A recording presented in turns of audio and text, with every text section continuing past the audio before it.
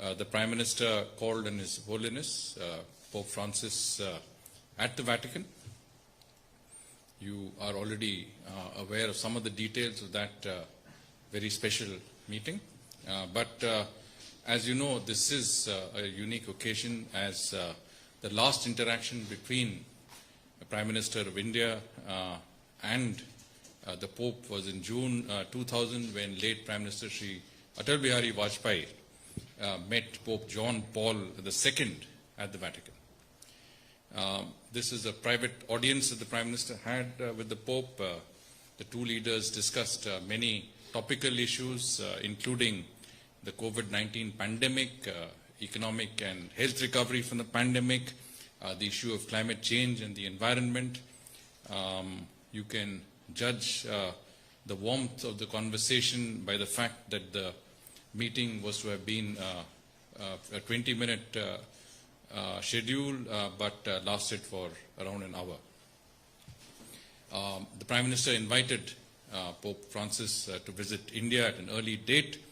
The last papal visit to India was in 1999, when Pope John Paul II visited India. The Pope has graciously attended the Prime Minister's, accepted the Prime Minister's invitation, and in his own words, I'm paraphrasing him, he says, "You have given me the greatest gift. I'm looking forward to visiting India." The Prime Minister presented His Holiness with a silver candle stand and a book on our commitment to the environment. The Pope reciprocated with a bronze plaque with the inscription, "The desert will become a garden." As you know, this is a quote from the Old Testament. Prime Minister also had a brief meeting with the Secretary of State of the Vatican, His Eminence Cardinal Pietro Parolin.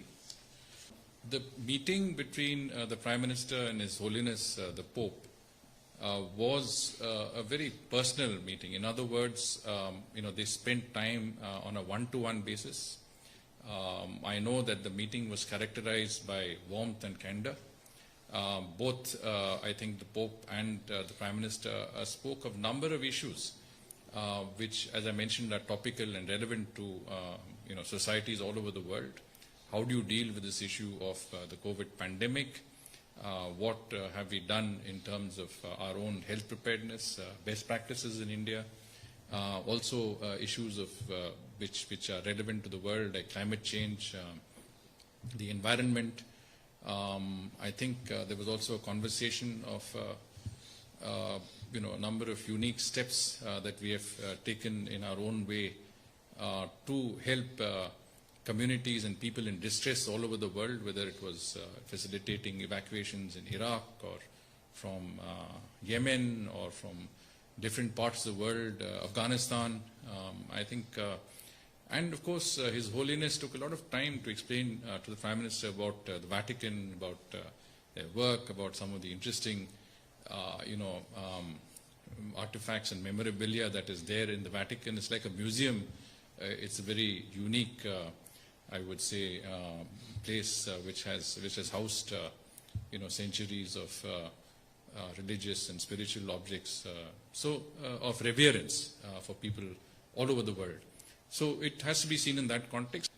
I think from ANI the question was whether the Pope,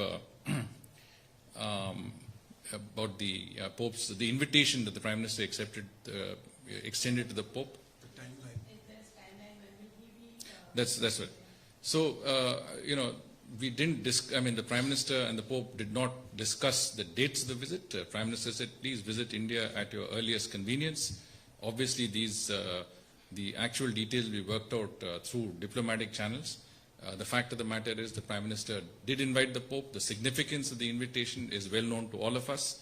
The last papal visit to India was in 1999 when Pope John Paul II visited India. It is obviously going to be a very important visit, both for India to receive His Holiness and for the Pope to visit India. As I did mention to you, the Pope was delighted to visit India. He has a although he's never been to India, he has obviously a great sentiment about our country, and he said that this is really the greatest gift that you could give me. I'm looking forward to my visit to India. So very brief one-liner. So Any quotable quote on what Pope said about India, you know, as in just a brief quote, India, or Prime Minister Modi? Well, I did tell you what he said about India. But as I said, the meeting was one-to-one. I was not privy to the conversation. So I can't quote on something that I was not present in. But as I said, I mean, it was obviously a meeting that lasted much longer than was scheduled. It was a meeting that reflected warmth, and I would say conviviality. And it was a meeting that I think I can say that I saw that both the Prime Minister and the Pope had very, very, a sense of great bonhomie and closeness that radiated from both of them when you saw them together when we went and paid our respects to the Pope.